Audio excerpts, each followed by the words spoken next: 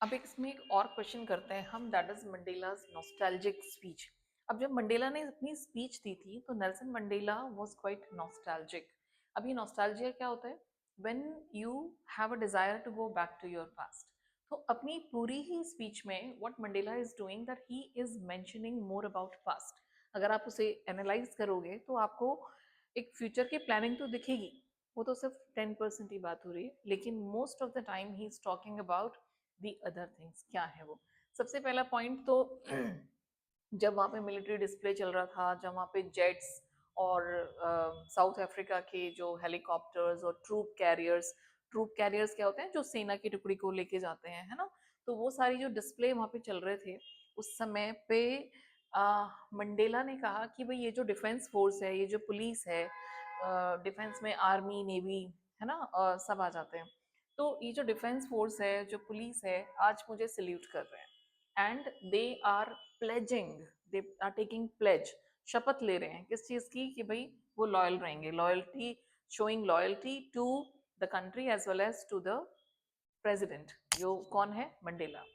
लेकिन अगर कुछ साल पहले ये बात होती तो दे वुड हैव अरेस्टेड मी। जो लोग आज मुझे सल्यूट कर रहे हैं, शायद इन लोगों ने मुझे अरेस्ट कर लिया होता। इनडायरेक्टली वो ये कह रहा है कि ये वही लोग हैं जिन्होंने हमें जेल में रखा, हमें टॉर्चर किया, इन ह्यूमन कंडीशंस में रखा एंड ऑल दैट। तो वो जो पेन है ना, वो यहाँ पे निकल के आ रहा है। So Mandela is talking about that suffering. और शायद इतना आसान होता भी नहीं है किसी के लिए उसको भूलना। So he is talking about that, एक ये पॉइंट। दूसरा, उसके बाद वाली स्पीच में भी Mandela is talking about this, the first decade of 20th century. देखो, डेकेड क्या होता है? 10 साल का जो पीरियड होता है उसको डेकेड कहते हैं। तो अगर हम फर्स्ट डेकेड की बात करें तो वो 20th सेंचुरी का कब से शुरू होगा? 1900 से लेके 1910 तक। तो इसमें कंफ्यूज मत होना कि 20th सेंचुरी है, इसका मतलब क्या है कि 19 सेंचुरीज खत्म हो गई हैं और वो 20वीं शुरू हो गई है। तभी तो ये उसका 20वीं सदी का पहला साल है। ठीक है, तो फर्स्ट डेकेड समझ आ गया।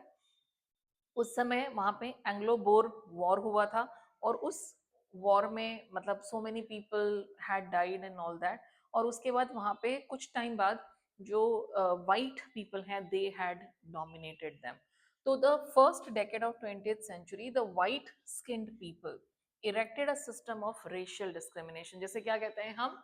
अपाटाइट सिस्टम कहते हैं। प्रीवियस वीडियो में I forgot to write R, तो आपको उसमें आर भी ऐड करना है। It is called apartheid system. लिखना अपार्थीड है, लेकिन बोलने में अपटाइट सिस्टम। तो अगर ये ना याद रहे तो रेशियल डिस्क्रिमिनेशन, एक अलग रेस, जाति, प्रजाति, और एक दूसरी रेस, है ना, ब्लैक और व्हाइट दोनों अलग अलग रेस से बिलोंग करते थे, तो वहां पे उन्हें डिस्क्रिमिनेट किया जा रहा था।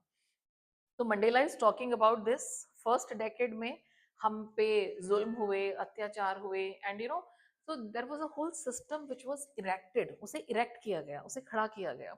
एंड द हार्शेस्ट, ये कैसा टाइम था? It was the harshest and most human society the world has ever known. तो सबसे जो इन ह्यूमन सोसाइटी इन लोगों ने बनाई, व्हाइट पीपल ने ये किया, ये सब मंडेला ने अपनी स्पीच में कहा है। ठीक है, लेकिन लास्ट डेकेड में हमने उस सिस्टम को ओवरटर्न कर दिया। अब ये लास्ट डेकेड कौन सा था? 1994 वाला जो टाइम था, मतलब 19 क्या कहेंगे इसको, 1991 से लेके जो 2000 तक का टाइम है, वो हो गया लास्ट डेकेड। ठीक है, तो इस लास्ट डेकेड में 94 में साउथ अफ्रीका ने उसे चेंज कर दिया। ही इज टॉकिंग अबाउट दैट। उसके बाद भी Mandela talks about the people who sacrificed their life. और उन thousands of people those who sacrificed their life, उन्होंने अपनी लाइफ को जैसे हमने भी किया था ना, हमारे यहाँ पे भी फ्रीडम फाइटर्स थे, तो सेम चीज वहां पे भी हुई थी। लेकिन यहाँ पे ना कुछ ब्यूटीफुल थिंग्स हैं जो आपको इसमें मेंशन करनी है। The policy of apartheid created a deep and lasting wound in my country. Deep and lasting wound क्यों कह रहे हैं वो? क्योंकि उसने एक घाव दे दिया, और ये घाव फिजिकल ही नहीं है, मेंटल भी है। आप उस चीज को नहीं भुला सकते जब आपकी कोई, हमारी कोई बेइज्जती करता है। So we can not forget that time. So they were deeply humiliated, उनकी जो सेल्फ रिस्पेक्ट है उसे तो बिल्कुल खत्म ही कर दिया गया था। and people were treated in a very inhuman manner. So this is what he is talking about. Even खुद मंडेला भी 26 से लेके मेरे ख्याल से 26 या 28 साल तक जेल में रहे थे। He was sent to Robben Island, जहाँ पे उन्हें बहुत टॉर्चर किया जाता था, मतलब इतना मारते थे कि बंदा बेहोश ना हो जाए तब तक उसको मारते रहो, इतना इनह्यूमन ट्रीटमेंट उनको दी गई थी। Not only he but so many other people, जो भी अपोज करेगा सिस्टम को, जो भी कहेगा कि हमें इक्वालिटी दो, हमें फ्रीडम दो, जेल में जाओ, काम खत्म। This was a system which was prevailing in South Africa. तो Mandela is talking about that. पहले क्या बताया, मिलिट्री जेट्स, ये लोग मुझे अरेस्ट करते, जो आज ये मिलिट्री के लोग यहाँ पे खड़े हुए हैं। फिर उसके बाद ये इन्होंने बहुत क्लियरली ये सारी बातें बताई कि भाई क्या हुआ था। उसके अलावा हार्शेस्ट और इनह्यूमन ट्रीटमेंट मिली, और it was a decade of operation and brutality. कैसा साल था ये, साल नहीं दशक, ब्रूटैलिटी और ऑपरेशन, डेकेड। ठीक है, तो ऑपरेशन का मतलब क्या होता है, ऑपरेशन नहीं है, हाँ दिस इज ऑपरेशन। ऑपरेशन मतलब उनको दबा के रखना, उनकी आवाज को दबा देना, है ना, और उनपे अत्याचार, और ब्रूटैलिटी, ब्रूटल बिहेवियर, अत्याचार, जुल्म, वो इन पे किए गए थे। This is what happened. ठीक है, and these are the people actually. ये यहाँ पे कुछ फोटोज भी दिए हुए, इसमें वाइट पीपल भी थे जिन्होंने ब्लैक का साथ दिया था। लेकिन मंडेला ना इसमें भी कुछ पॉजिटिव ढूंढ रहे हैं।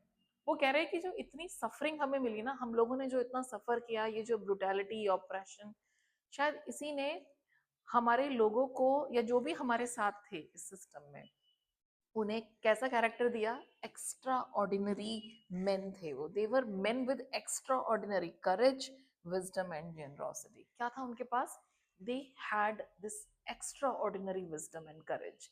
करेज का कैसे थी, कि एक सिस्टम को डिफाई करने के लिए, गवर्नमेंट को डिफाई करना, उसके लिए बहुत हिम्मत चाहिए, जो इनमें थी, जो उन्होंने दिखाई।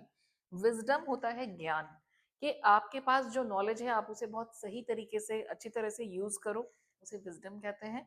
और जेनरोसिटी मतलब उदारता, काइंडनेस।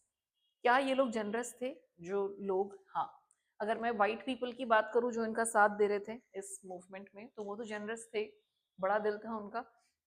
इवन जो ब्लैक पीपल हैं जिन्होंने, वो भी जनरस थे। क्यों, क्योंकि उन्होंने कभी भी बदला नहीं लिया।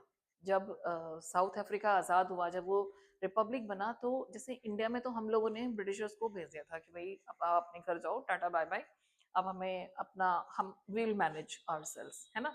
लेकिन साउथ अफ्रीका में कुछ उल्टा हुआ था। साउथ अफ्रीका में उन्होंने वाइट पीपल को, जो उनके ऑपरेसर थे, जो उन पे जुल्म करते थे, उन्हें भी वेलकम किया। आ जाओ भाई, आप भी हमारे साथ ही रहो, आपको भी हम इक्वल अपॉर्चुनिटीज देंगे, इक्वालिटी देंगे। आपने भले हमारे साथ गद्दारी की, धोखा किया, है ना, हमें टॉर्चर किया, but we are not going to do that. इसे कहते हैं generosity. You know, you are so generous that आप इतने उदार हो कि आप अपने दुश्मन को ही क्या कर रहे हो, you are welcoming your own enemy. जो आपके दुश्मन थे, जिन्होंने आपको सालों तक टॉर्चर किया, बट उन्हें भी अपने साथ रखा। कौन, 9th का चैप्टर याद करो, उससे आपको याद आ जाएगा कि उन्हें भी अपने साथ रखा, और उन्हें इक्वल राइट्स और अपॉर्चुनिटीज दी। कॉन्स्टिट्यूशन में सब कुछ लिख दिया ताकि बाद में कोई डिस्क्रिपेंसी ना हो। So this is south Africa, you know, full of courage, wisdom and generosity. तो ये पॉइंट्स हैं जो आपको इसमें बताने हैं। अभी और भी करते हैं, लेट्स डिस्कस देम।